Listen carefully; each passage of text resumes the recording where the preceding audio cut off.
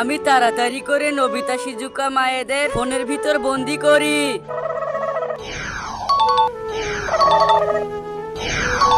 কেউ যদি এই কালো পশুগুলোর নাম বলতে পারে তাহলে তারা মুক্ত হয়ে যাবে। আমি এখন এখান থেকে পালাই।